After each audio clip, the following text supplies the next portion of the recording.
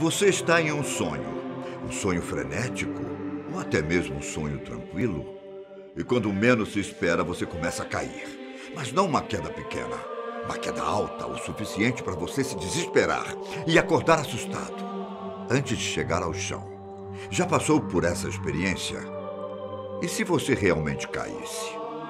Eu sou Ivan Lima e neste vídeo vamos investigar qual a maior altura que alguém poderia pular e se existe uma chance da pessoa sobreviver.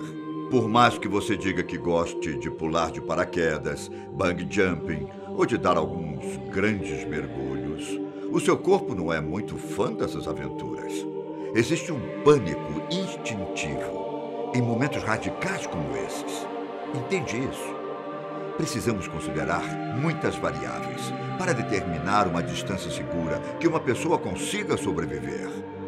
Isso porque o mundo é recheado de histórias de indivíduos que passaram por grandes quedas e não morreram. Primeiro, vamos considerar algumas regras. Para determinar a maior altura que alguém pode pular, é necessário que a distância da queda seja contínua e vertical. Tudo bem? E sem que alguma coisa impeça que a queda total seja contínua. Também não há necessidade de ser um prédio. Não. Só que eu imagino que você já tenha pensado em um cenário assim, provavelmente com o maior edifício que existe no mundo. Burj Khalifa, a estrutura feita por humanos que atinge 828 metros de altura. Isso até o Jeddah Tower ficar pronto. Pelo menos, ele terá 1 quilômetro de altura. Consegue imaginar isso? Se você quiser saber mais sobre ele, deixe nos comentários, que nós trazemos para você. Bom, Burj Khalifa, esse é o maior edifício de onde você poderia pular. A queda levaria aproximadamente 20 segundos. Infelizmente, as leis da natureza nos impediriam de sobreviver em um cenário de queda livre de lá. Isso, claro, se não acontecer alguma variável. Só que o Burj Khalifa não é o lugar mais alto que você poderia pular.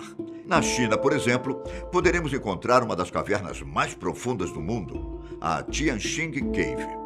Dentro dela, existe um espaço com uma queda de 1.026 metros.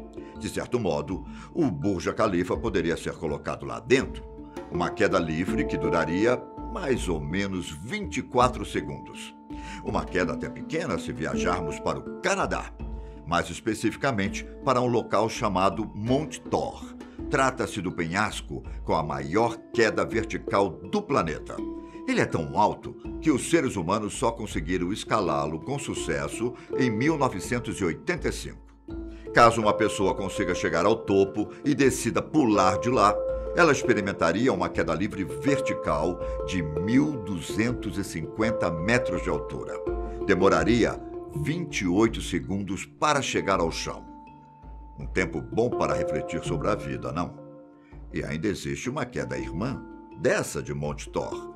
Enquanto existem penhascos lá na Groenlândia que podem ser ainda mais altos e que não foram identificados até o momento. O Paquistão possui a considerada queda quase vertical mais alta do mundo. Por lá, existem grupos de montanhas chamado Trango Towers, ou Torres Trango, como preferir. E o maior do conjunto, nomeada de Great Trango, possui o ponto mais alto, a 6.286 metros de altura. É a maior torre de granito do mundo. Ela também é considerada a montanha mais difícil de escalar. Lembra que eu disse que era uma queda quase vertical?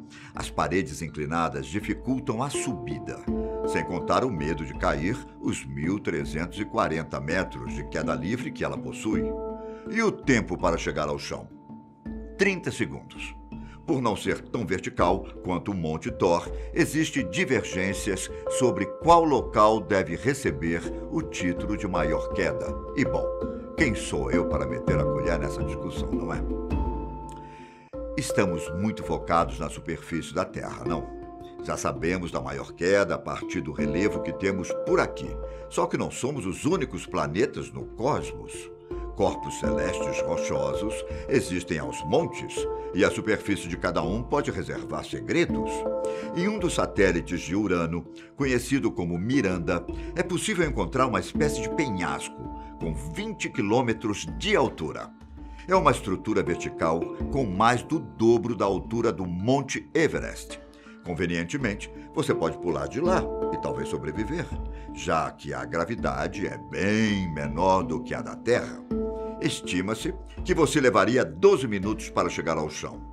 Tempo mais do que o suficiente para admirar a paisagem, tanto de Miranda quanto de Urano. Só que as chances de um de nós fazermos isso, por agora, são bem pequenas. Então, vamos nos concentrar com o nosso mundo. Bom, nós também podemos pular de aviões, não? Não há como negar que a queda seria na vertical, concordam? Então preste atenção nessa história. Em 1972, uma mulher chamada Vesna Volovic sobreviveu a uma queda de mais de 10 mil metros de altura.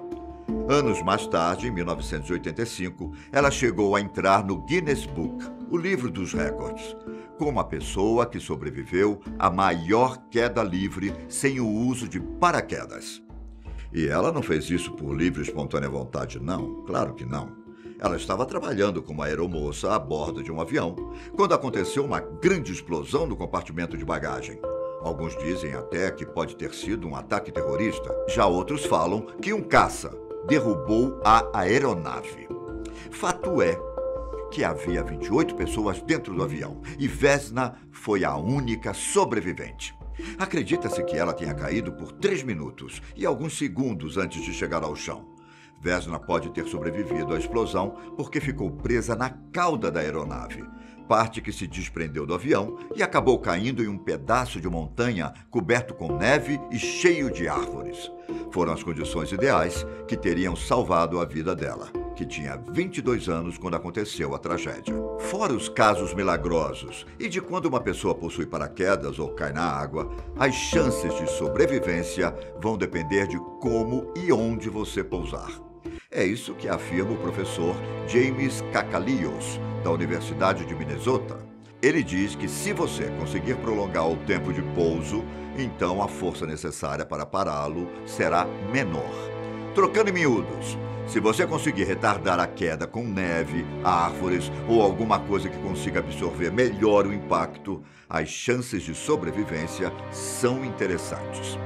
Outro fator principal é retardar a queda, aumentando a sua área de superfície, ou seja, não cair de pé, e muito menos de cabeça. Já viu um esquilo voador? É o mesmo princípio. Essa posição de barriga para baixo tornará a queda mais lenta, por requerer mais energia para tirar o ar do seu caminho. É o mesmo princípio usado na criação do paraquedas ou do wingsuit. O professor Kakalios ainda dá um exemplo na prática. Imagine uma caneta caindo de ponta de um grande prédio, como o Empire State Building. Se ela cair reta, pode acabar matando alguém se estiver passando pela calçada. Agora, se ela cair de lado, girando, é capaz que uma pessoa apenas leve um susto. Em alguns casos de queda, é provável que o indivíduo desmaie em grandes altitudes. Só que ele pode acordar a tempo de se orientar e tentar reduzir os danos da queda. Veja o caso de Alan McGee, por exemplo, um piloto que durante a Segunda Guerra Mundial precisou abandonar um avião sem a ajuda de um paraquedas. Poderia ter sido uma queda em direção à morte se ele não tivesse acertado um telhado de vidro de uma estação ferroviária francesa. Acredita-se que foi justamente esse choque, antes de atingir o chão, que diminuiu o impacto final e não gerou uma fatalidade. Ah, quase me esqueci. Ele pulou de uma altura de 6.000 metros. As condições nos casos de Alan e Vesna são diferentes. Então, até segunda ordem, é possível sobreviver a uma queda de mais de 1.000 metros. Só que a pessoa precisará amortecer o impacto final de alguma forma.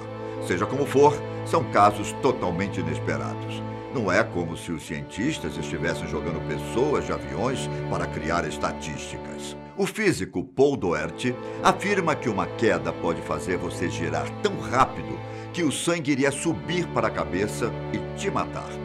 Paul diz que, em teoria, é possível sobreviver a uma queda de 18.000 metros. Isso se você não desmaiar, o sangue não ferver ou subir para a cabeça e você amortecer a queda em alguma coisa, seja o topo de uma árvore, neve, um vidro, como no caso que vimos, água ou alguma coisa semelhante. A propósito, cair na água não é sinônimo de salvação, hein? 98% das pessoas que pulam da ponte Golden Gate, na Califórnia, não sobrevivem. Os cientistas explicam que é preciso cair relaxado para causar menos ferimentos nos músculos e em uma posição reta, como um lápis, indo o mais fundo possível para diminuir a aceleração. Só que as variáveis sempre estarão presentes nesses casos, pois o resultado dependerá da distância do vento, formato do corpo, estado da água e outros quesitos. Você já passou por alguma experiência de queda? Deixe nos comentários como foi e não se esqueça de dar o like e fazer a inscrição.